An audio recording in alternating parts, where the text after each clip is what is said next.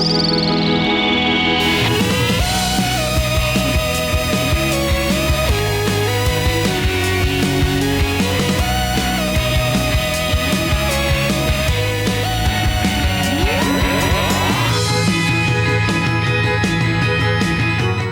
moon shadow time.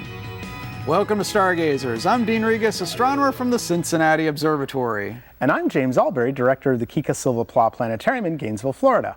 Finally, the moment we've been waiting for is here. That's right, James. The great North American total solar eclipse of 2017 is next week, Monday, August 21st. So this week, we'll help you get prepared for it and also talk about why eclipses like this are so special. Let's show you. The geometry of a solar eclipse is quite simple. First, the moon must be in the new phase, putting the moon between the sun and Earth. When the Earth, moon, and sun align perfectly, we get eclipses. Because the moon's orbit is tilted by about 5 degrees with respect to the Earth's orbit around the sun, the Earth, moon, and sun rarely align.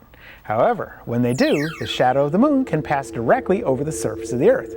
This is what we call a solar eclipse. The type of solar eclipse you experience depends on your location with respect to the moon's shadow. First, let's talk about distance and perspective.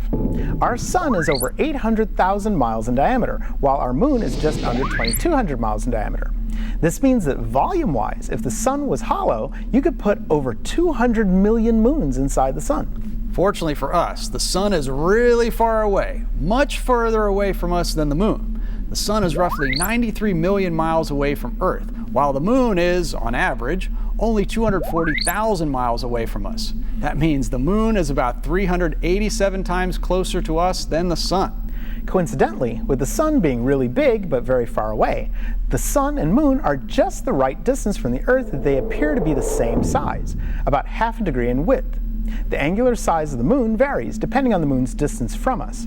This angular size is important when it comes to experiencing a total solar eclipse.